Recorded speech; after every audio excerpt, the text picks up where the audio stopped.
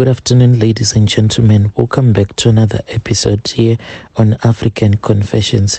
The following story that you are going to be listening to, it was sent to me by one of our admins. She is the one who gave us this translation. The translation reads like this. Hello, Brother Nashi, how are you? Can you please post my own story as hidden identity? So what happened is that me and my husband, we have been traveling between South Africa, Mozambique and Zim. We are trying to throw away this snake that was given to us by this traditional healer that we met in Mozambique. But the first time when we went to do these rituals, we did these rituals. This was in Zim. So my mom, she had came here to South Africa a very long time ago. And at that time, she then started staying with my father. They then broke up after my father started sleeping with another man's wife at the hostel where they were staying. My mom then got married. So we grew up staying with another man who was our stepfather, but he was from Malawi. He was the one who made me to become who I am today because of education. So I am a retired teacher. So is my husband. Me and my husband, we have since lost 3 of our kids because of these rituals that we did.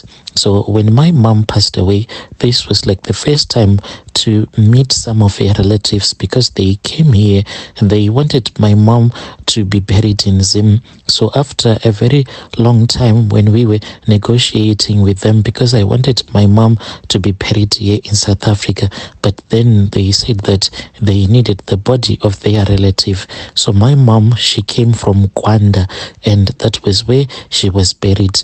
After they had buried my mom, then I started communicating with my auntie at that time who was staying in Bulawayo. So we kept on communicating until me and my husband, we thought of starting our small business, because in the area where we were staying, we had that the government wanted black people to become farmers. So we then went and we signed up and we were picked up, and then we got our piece of land. So we then thought of trying to plant some vegetables, but it did not work out. And when we saw that the vegetables that we had planted, the harvest was not nice, me and my husband, we tried to visit some prophets as well as some sangomas. My husband is from Lesotho, so we would go and visit some prophets, and he was always told that there were some amongst his relatives that were back in his country that did not want him to succeed in life, that were jealous of him. That was why everything that he would touch, he will just destroy everything. So we kept on fighting and fighting until we thought of starting a project of keeping those Boer gods. So the money that was needed, it was a lot of money. This was going to be a very big investment. I then sat with my husband one day and I said that we have tried almost everything that we thought was going to make us to become rich. All the investments that we have done, all of them, we never succeeded. So I think that before we start this project of keeping these Boer gods, it is far much better that we go to the root of the problem. And he said that, you know, that the root of the problem, it is me. I am the one that is bringing bad luck in your life, and I'm really confused as to what am I supposed to do. Since we were already used to this white garment prophet churches, we then went to this other white garment prophet church, and we were told by this other woman from Zim that when you go there, do not show anyone that you have money. Just pretend as if you are just like a regular person. We went there and then we were given some prayers. Then we were told that we should go with one of the prophets who wanted to return to Zim. And that was when I communicated with my aunties and my mother's relatives. I informed them that there was this other man who was from Mashingo who wanted us to come with him to his village. But my aunties, they said no, we were not supposed to do that, otherwise we were going to get robbed. It was far much better that we would come to Bulawayo, then we will go to Kwanda later on.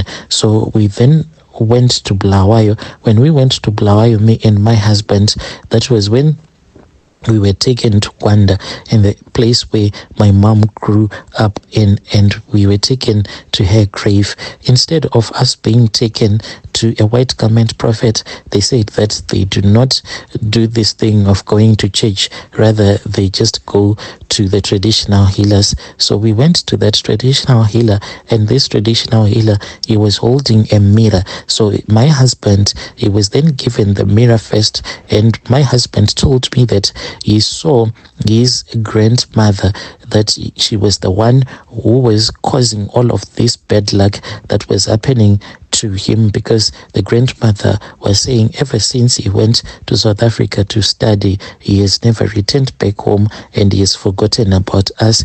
And worst of all, when she had that he had been married and he now had kids, this made her to become even more angrier, and she started to bewitch my husband.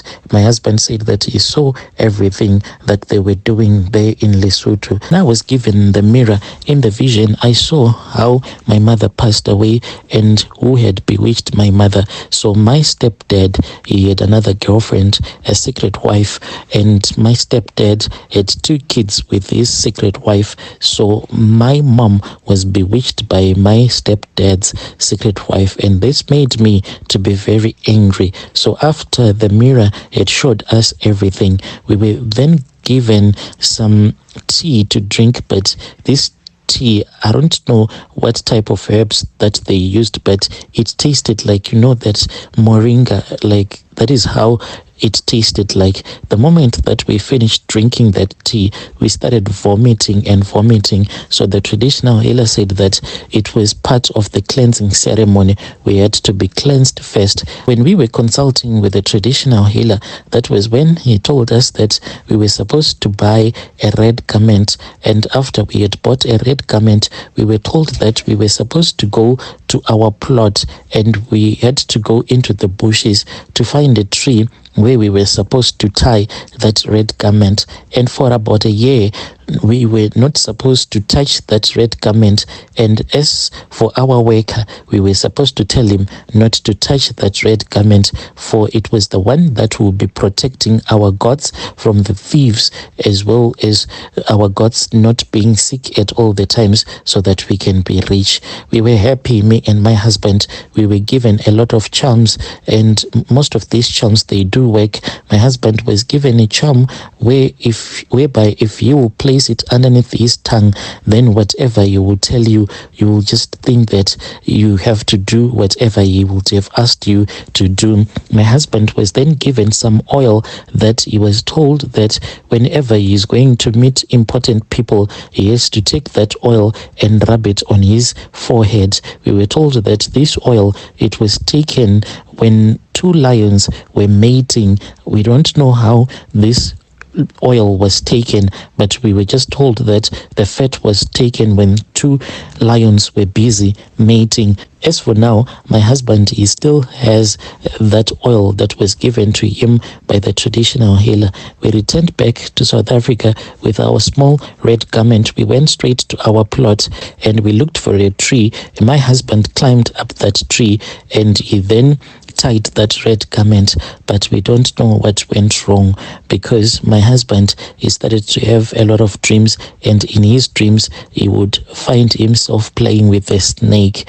When he told me, that was when we thought of abandoning that traditional healer from Zim, because our daughter then got so sick. We then thought of going to Mozambique, and when we went there, we were given more charms. So right now, the traditional healer from Zim, he is demanding that we give him a lot of money. So the money that he said that we are supposed to give him, he said, you must give me at least 40,000 US dollars. When we calculated this money to the South African rand, it is close to 750,000 rands that he wants. He said that when I gave you my charms, I told you not to visit any other traditional healer, because the charms that you will be given by that healer will be fighting with my charms. But you went to Mozambique, so you need to pay me. He wants 40,000 US dollars in cash, and we do not have that money as for now.